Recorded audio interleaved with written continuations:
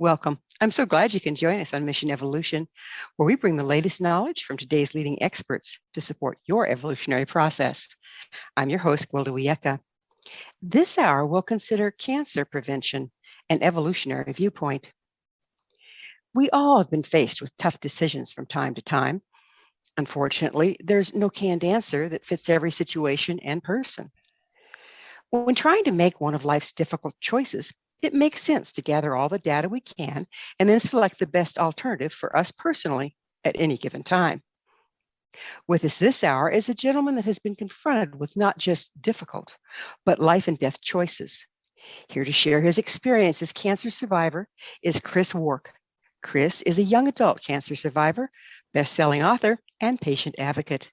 He was diagnosed with stage 3 colon cancer in 2003 at just 26 years old. After surgery, Chris made the decision to opt out of chemotherapy and chose to use nutrition and natural therapies to heal. 6 years later, in 2010, he began sharing his story of faith, courage, and determination, and his message of hope that chronic disease like cancer can be prevented and reversed with a radical transformation of diet and lifestyle. His website, chrisbeatcancer.com. Chris, thanks very much for joining us on Mission Evolution. Thank you for having me. It's a real pleasure. It's a real pleasure and an honor.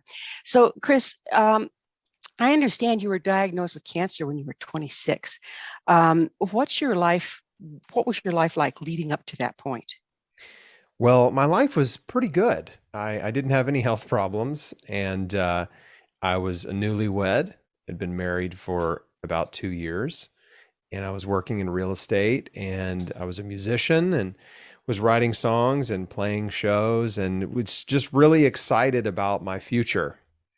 But that year, which was 2003, I was having some abdominal pain that would come and go randomly, and I put it off for 6 months or more because it wasn't debilitating and it wasn't terrible pain. It was just sort of twinges of pain.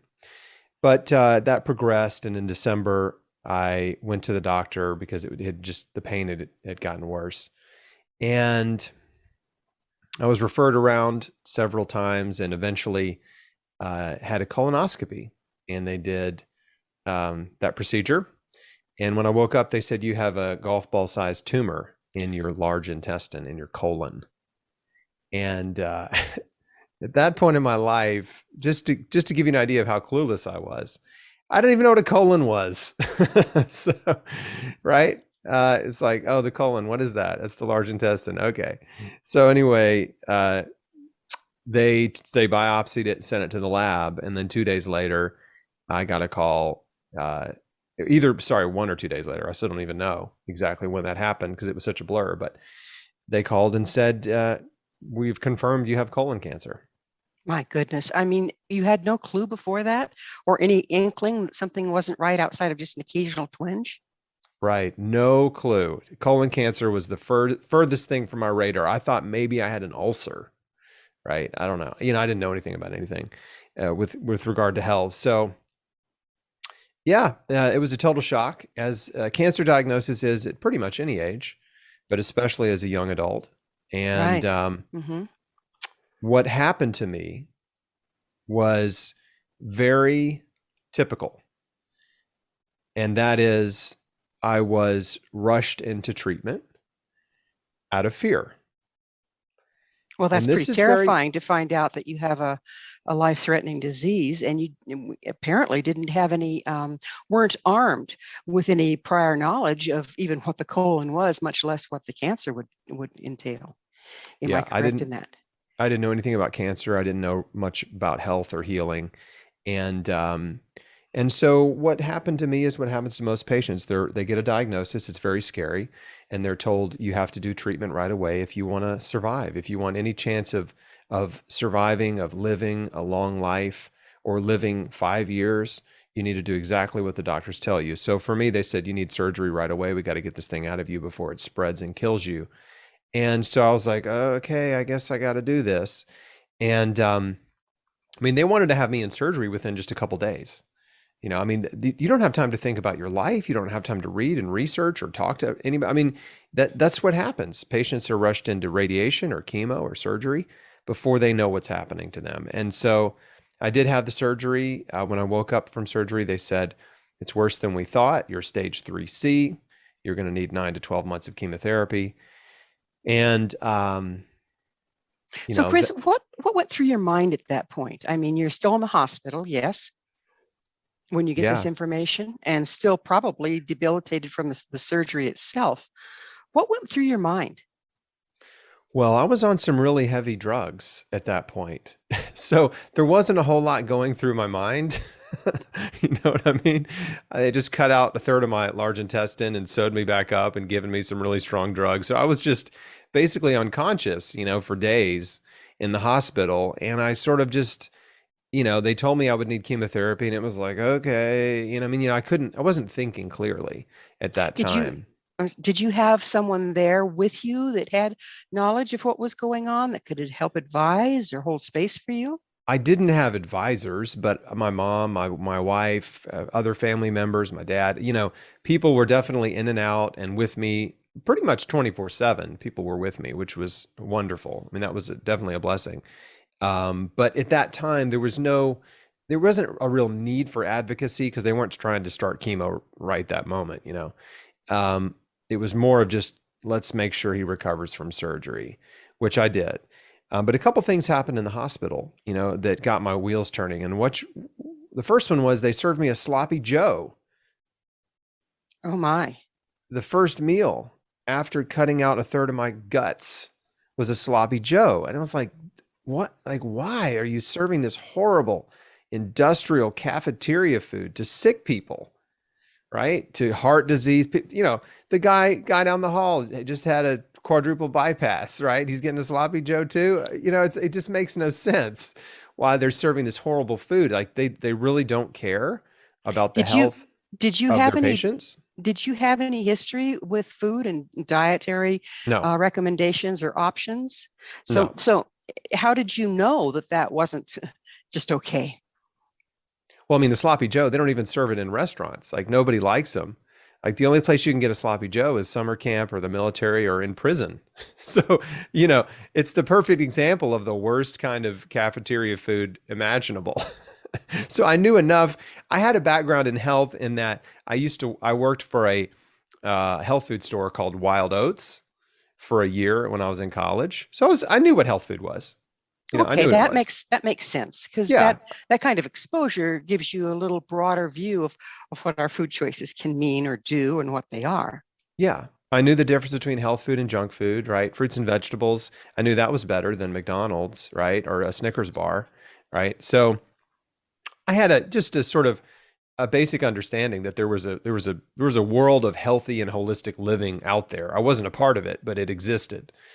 And so the next step, once they cleared me to go home, my surgeon came in to check on me and I said, "Hey, is there any food I need to avoid?" Because I didn't want to eat the wrong thing and mess up the surgery, like melt the stitches with Tabasco sauce or something, right? And his response was, "No, just don't lift anything heavier than a beer." Now, what year was this? This was January 2004. Yeah, fortunately, some of that's come a long ways, but at that time, they didn't have that information. There was, they had the information, they just didn't have any regard for it. That's the reality. And some hospitals and doctors are more aware of nutrition now, and others still shrug their shoulders and say it doesn't matter, right? And if Right. you look at how many doctors are overweight or obese. Look at how many doctors smoke Well, cigarettes. we're Still, look gonna at how many doctors drink we're gonna alcohol every day. we're gonna have to pick this up on the other side of a short break. Chris and I will return, so don't go away. This is Mission Evolution, www.missionevolution.org, and you're watching the X-Zone TV channel, www.xzonetvchannel.com. Hello again. This is Mission Evolution, missionevolution.org. We're dedicated to unification and evolution of consciousness. With us this hour, discussing his experience as a cancer survivor, is Chris Wark. His website, chrisbeatcancer.com.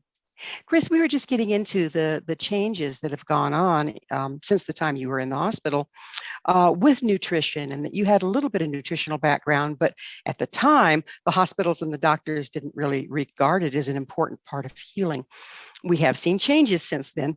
What puts you on the track of diet being an issue here?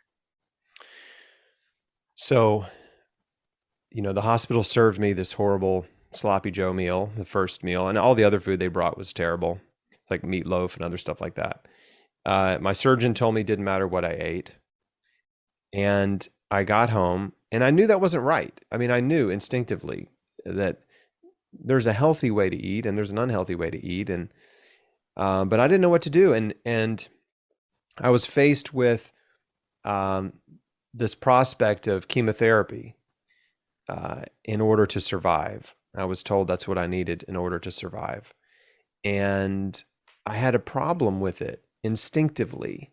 I didn't understand this idea that I needed to poison my way back to health. It didn't make sense. Right? I understood why they said I needed it, but it didn't make sense to me, and I didn't want to do it. Do you And I think, think, Chris, do you think that, what did it feel like when you just got this instinctual, this isn't right? Because again, you've already said that you didn't have any educational background in medicine or really any experience. And yet all of a sudden, it seems like some kind of intuition kicked in. How can you explain that? well, I mean, just from personal observation, there's a huge difference between someone who's taking, let's say, medicine for high blood pressure, right? They can take that medicine and go about their day and their life, and it's fine. But chemotherapy drugs are so unbelievably toxic that they put you in bed, your hair falls out, right? You can't eat anything. I mean, they're poisonous head to toe. And so it's a whole different class of drugs. And so I just knew I'd seen cancer patients out in the world and I'd seen how profoundly uh, destroyed their bodies were as a result of months of chemotherapy treatments. So, I mean, just that right there was enough for me to have pause about saying yes to this. But I didn't know what else to do. And so I prayed about it. And my wife and I prayed and I said, God, if there's another way besides chemotherapy, please show me, right? I don't know what to do. This doesn't make sense. It doesn't feel right. I don't have peace about it. And 2 days later, I got a book that was sent to me from a friend of my dad's who lived in Alaska. And he sends me this book written by George Malcolmus. And George had healed himself of colon cancer back in the 1970s with a raw food diet and juicing. And I'm reading his story and it was just miraculous. And I was so excited because I thought, you know what, if he can heal, maybe I can heal. If the body creates cancer, then maybe the body can heal it. Maybe you can uncreate it. So, Exactly. what was your lifestyle and diet like leading up to your discovery of having cancer? I was eating the standard American diet, which is also known as the Western diet. And the Western diet is one that is high in animal food. So that's meat and dairy. And it's also high in processed food. So that would be high in sugar, salt, and oils. And then, of course, all of the artificial additives, flavors, preservatives, colors, all this junk that they're putting in processed food, fast food, and junk food. So I was eating like everybody else, right? And not everybody gets cancer in their 20s. However, young adult colon cancer is one of the fastest growing cancers in terms of the number of people getting it, right? Young adult colon cancer is on the rise because our diet it's gotten so bad and we're eating so much meat and dairy and processed food and junk food. And we are the most sedentary that we've ever been as a culture in the United States. We are the most overweight and obese that we've ever been in the United States. Smoking is the number one cause of cancer, but the number two cause is obesity. And this is something they're not talking about on the news because they don't want to hurt anybody's feelings. And the reality is like, this is life or death. If you're overweight or obese, there's no shame. Like, I'm not trying to make anybody feel bad or guilty about it. You're overweight or obese because you live in a country with unlimited food, right? There's food everywhere. And that's actually a blessing to have unlimited food, unlike other parts of the world. But unlimited food and eating too much food, puts more weight on your body. Excess body fat leads to immunosuppression and chronic inflammation and other problems like high blood pressure and heart disease and diabetes and a very high risk of cancer. So even though I wasn't overweight, we know what's causing cancer. We know what's contributing to cancer. And these are things that we can do. But mostly these are things that are in our control. And we've been led to believe that if you have cancer, you're a powerless victim, right? We don't know what caused it. Maybe it was genetic, but it was nothing you did, right? Nothing you did contributed to your life or your condition or your disease. And that is a lie. The truth is our choices create our life. And many of us have unknowingly made choices that have led us down a path of disease. And the good news is you can start making different choices today that takes you down a different path. And that's the road to health. And so I Chris, made go ahead. I'm sorry. Did you have cancer in your family line? Was there a certain amount of a genetic predisposition going on, or were you an anomaly? No one in my family had gotten cancer when I got cancer. No one. Now, after I did, there were some other people that got cancer. But there was no family history up to that point. And how much do you think your job and stress and lifestyle also added outside of just what you were eating? Well, we know that up to 90% of cancers are caused by poor diet, unhealthy lifestyle choices, smoking, drinking, being overweight, right? Drug use, not exercising, and environmental factors, right? So they'd be like environmental pollution.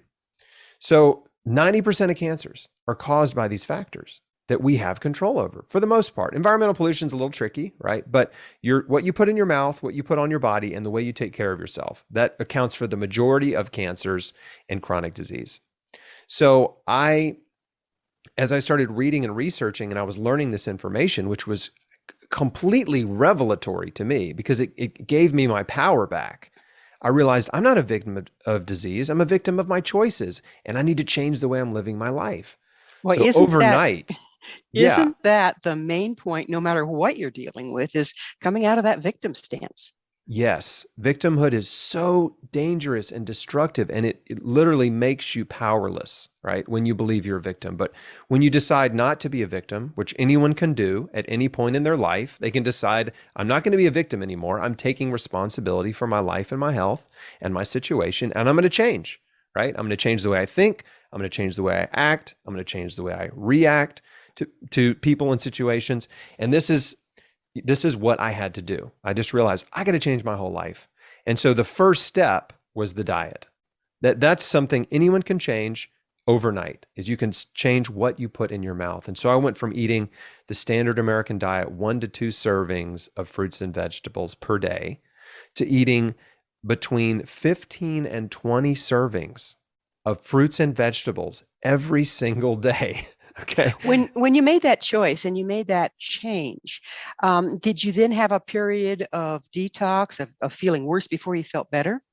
Yes. The first week, I felt pretty lousy on a raw food diet, right? My energy was low because, you're experiencing withdrawal from meat and dairy, sugar, salt, and oils. We're going to have to pick up on the withdrawal on the other side of yet another break. Chris and I will return to our discussion. So you stay right there.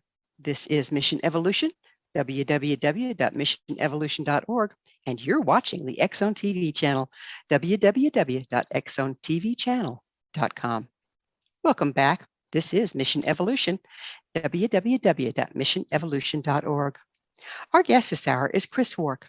We're speaking about cancer prevention.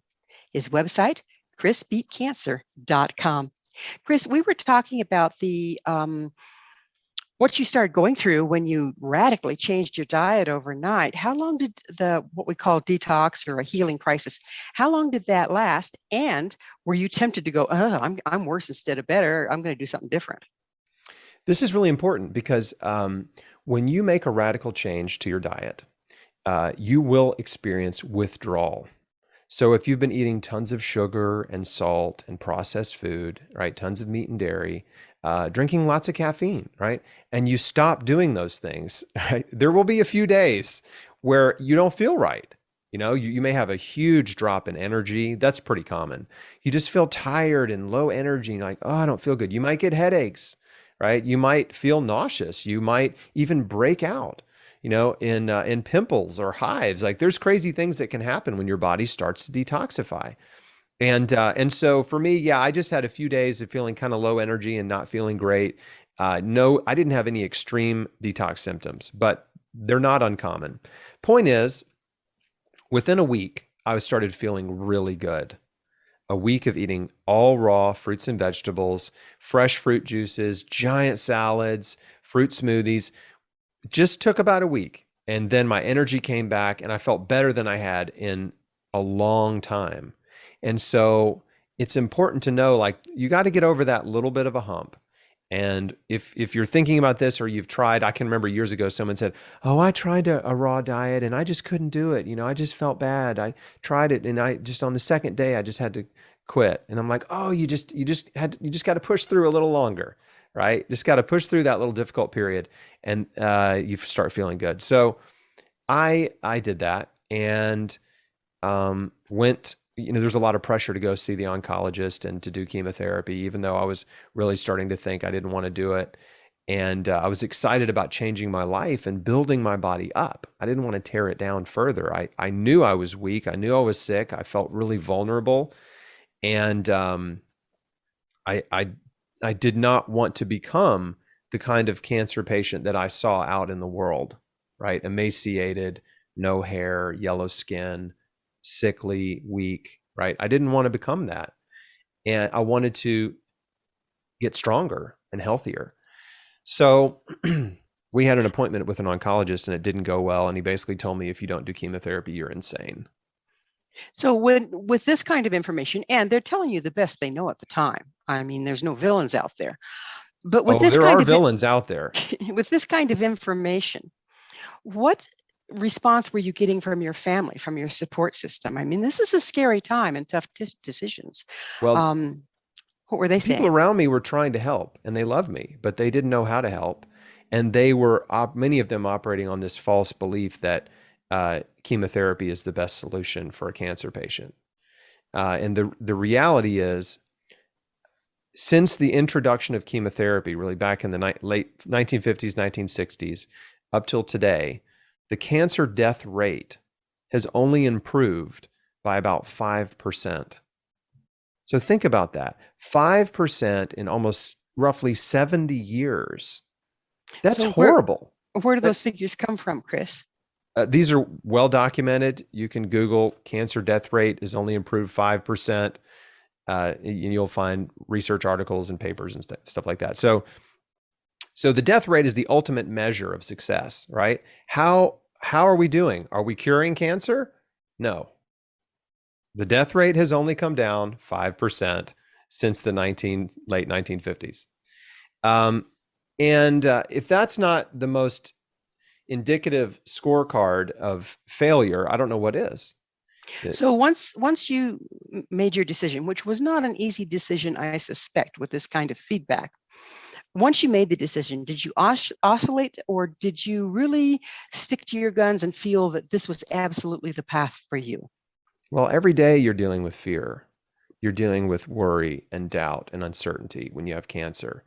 And every day I just had to give my fear to God. I had to learn how to trust him to lead me and not to operate in a perpetual state of fear. And we've seen what fear does to people. The last 2 years have been such an incredible, eye-opening season for a lot of people, because they've seen how easily you can manipulate people with fear. When you're in a state of fear, that's been going on all along, yeah, and continues as long as we play the game. Yeah, but as long once as we you don't step out of that game, recognize exactly. when you don't recognize fear mongering, right, you become susceptible to it. And when you're in a state of fear, I had the gift, cancer, I have so many blessings as a result of cancer, but one of the things that it taught me was it taught me how to live how not to live in a state of fear, how to recognize fear and how to deal with it and not let it consume my mind and my heart. Because when you're in a state of fear, you cannot make informed decisions. You cannot think clearly or rationally. You will operate in a irrational, impulsive way, and you're easily manipulated. And I learned that the cancer industry exploits fear to rush patients into treatment. And so when I saw this happening with everything going on in the world in 2020, it was very obvious to me. I was like, oh, I know this playbook, right? This So, is so this is Chris, fear mongering. you've mentioned several times that about your faith and putting it in the hands of God. How much do you feel that your faith has given you the courage as well as the balance to make the choices you needed to make for you personally at the time?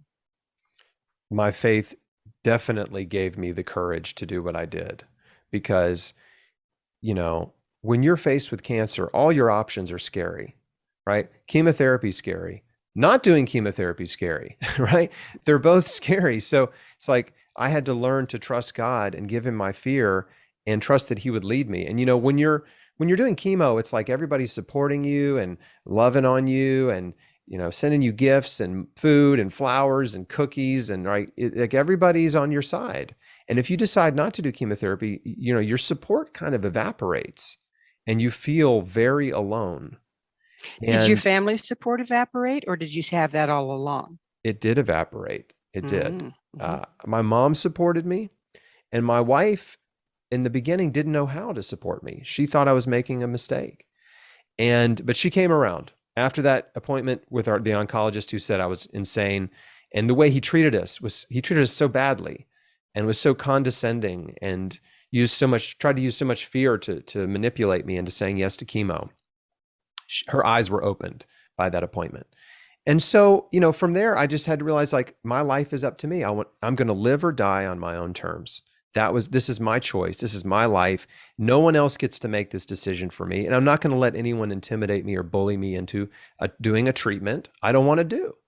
And so, but I didn't put my head in the sand and just cross my fingers and hope for the best. I took massive action to radically change every aspect of my life. So it started with the diet and exercise. Those are the simple things. But then I had to really do the mental, emotional, and spiritual work to really heal my heart, right? To change the person that I was. And like, your show's about evolution. Like I had to evolve in that way, right? I couldn't keep being the same person that I was, and I couldn't keep living the same way I was living. And a huge part of that journey for me, and for a lot of cancer patients, because I've counseled countless cancer patients in the last 18 years, is forgiveness.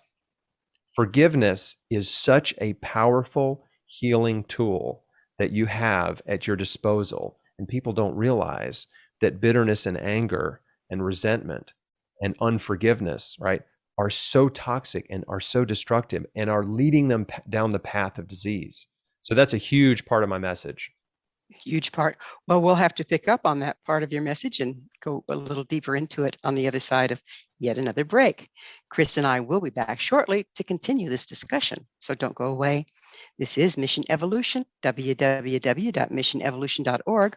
You are watching the X-Zone TV channel, www.xzonetvchannel.com. Welcome back. This is Mission Evolution, bringing together gifted people of service to the world. And speaking of gifted people of service, this hour we're sharing thoughts with Chris Wark. His website, chrisbeatcancer.com. Chris, we were getting into how radical of a lifestyle change that you had to make, or you chose to make, to turn your life around. And that your faith really put you in a position to do that. How could you tell where the guidance was taking you? When you step out in faith, you're really stepping out of your comfort zone, right? And you're stepping out into the unknown.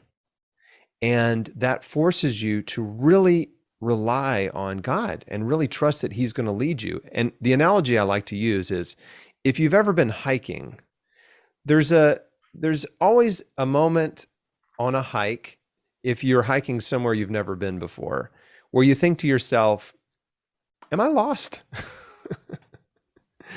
But you don't really have any choice, right? You're like, but you're on a trail. So you stay on the trail and you keep going. And eventually you see a signpost and you're like, oh, okay, good. Okay, this is the right way. This is the trail. Cool. Yeah, let's just keep going this way, right? And so there was those signposts along the way, along my journey that would remind me that I was on the right path. And that's really, it's so exciting. These are what I call mini miracles. Is a person would come into my life that would encourage me and tell me the perfect thing that I need to hear in that moment, or information would come across my desk, or I would just learn things, and it just always at the right time, right? Always when I needed it. And so that's how I knew I was on the right path. There was just these confirmatory things happening along the way, people and information coming to me right at the right time, just saying, you're doing the right thing, keep going, and don't be afraid. And so that's what it's like, and that's not just with cancer. That's with any venture. Anytime you're doing something where you have very little support, or you're charting a new territory in life, or you're hacking your way through the jungle, you have to rely on your instincts and your intuition, and trust God to lead you, and then look for those signposts. So when you mentioned that you also had to do spiritual healing, you had to heal on all levels. And there's more and more evidence that if you just treat one level, you're only going to get so well so far. How did you confront the emotional and spiritual healing that you needed to do in order to find the balance to beat cancer? What I had to do is I had to take a step back from my life and really look at it, without any filter, right? I had to look in the mirror and be honest with myself about who I was. And at that time, I was very prideful and arrogant. I was insecure. I was prone to envy and jealousy because of my insecurities. I was never happy for anyone else's success. I was only envious and jealous and resentful of people who I perceived to have something better than me, whether it was looks or talent or money or success or skills. And these are all very negative emotional states, mental and emotional states. And they're really just bad habits, right? These are bad habits that we develop, the way we perceive the world, the way we interpret others and events that happen to us.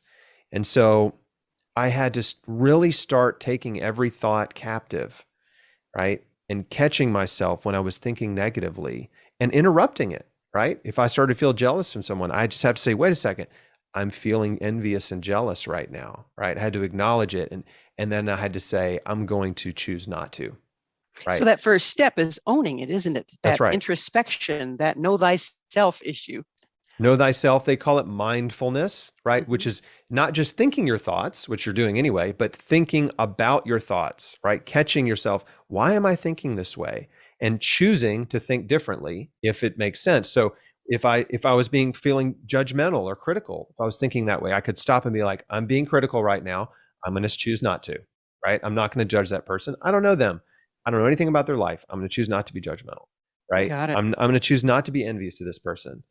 I'm going to count my blessings and practice gratitude because, yeah, okay, they've got a Ferrari and a giant house. I'm making this up, but they've got this great life and everything seems perfect. But I have a great life too. I have a house. I have a wife who loves me. I have a baby on the way, right? I have running water. I can see, I can hear, I can walk and talk. I started just really taking stock of all the blessings I had in my life, and I still do this. And it just completely transforms your attitude and your perspective when you're starting to feel frustrated and discouraged or, irritated about minor things in your life. You can always just stop in that moment. And even when you have big problems like cancer, you can stop in that moment and start counting your blessings. You just realize how much you have to be thankful for. And so Gratitude this is was a a habit I huge had to cultivate. Gratitude is a huge transformative power, isn't it, in our lives? Yeah, it's So huge. speaking of transformation, you're now a patient advocate, I understand. What kind of education did you need to switch roles? Well, 6.5 years after my diagnosis, I started a website called chrisbeatcancer.com. And that was really just me sharing my story. I just felt like, man, I survived cancer. I did it my way. I did some very unconventional things, but I changed my life in a big way, in every way. And I feel like this will be encouraging. I feel like there's other people out here that out in the world that maybe they want to do this, that this makes sense to them too. So I started sharing my story and making videos and writing articles, and it really just took off. And it over the next 5 years, it just consumed more and more of my life and my time. So you And came from your experience, not necessarily being trained as an advocate. no, it came from my experience for Mhm. sure. And then self-education, reading and researching and learning about Right. nutritional science and cancer treatment in the cancer industry. And so that took over my life, and then coaching other people and helping them get control of their life and their health. So Well, it Chris, snowballed. we're getting close to running out of time, and no Mission Evolution episode is complete without my asking, Chris, what is your mission? My mission as a patient advocate and a survivor is to provide hope, encouragement, inspiration, and practical action steps to anyone that wants to change their life and improve their health. That's either to reduce their risk of ever getting cancer or to increase their odds of survival if they've been diagnosed. And the good news is you have options, and your choices matter, and your choices now today will affect your future tomorrow. And you can change the way you're living, and in doing so, you can change your life and change your future. That's what I'm here to do. Well, it's a very worthy mission. And if a person changes that on that deep level, doesn't it change everything? Absolutely. I mean, we've been conditioned to believe that we're powerless, right? And the truth is, your choices create your life. And if you want to change your life, you have to change your daily routine. And great, this is simple things. These are simple things that anyone can do. Anyone can start eating more fruits and vegetables. Anyone can get out and walk, pretty much, or find a way to exercise every day. Anyone can forgive. Anyone can choose to think positively when you have a bad habit of thinking negatively, right? And so if you have the beat cancer mindset, that's what I call it, you have to be willing to change your whole life and take full responsibility and stop making excuses. And Well, I'm here to help unfortunately, you do it. all right, Chris, thank you for being there for us. And unfortunately, we are out of time. Thank you so much for coming on the show. Thanks for having me. Our guest this hour has been Chris Wark, author of numerous books, including Chris Beat Cancer, a comprehensive plan for healing naturally. His website, chrisbeatcancer.com. This has been Mission Evolution with Gwilda Wiyaka. For more information or to enjoy past archived episodes, visit www.missionevolution.org. You are watching the Exxon TV channel, www.exxontvchannel.com. Please be sure to join us right here next time as this mission continues, bringing information, resources, and support to our rapidly evolving world.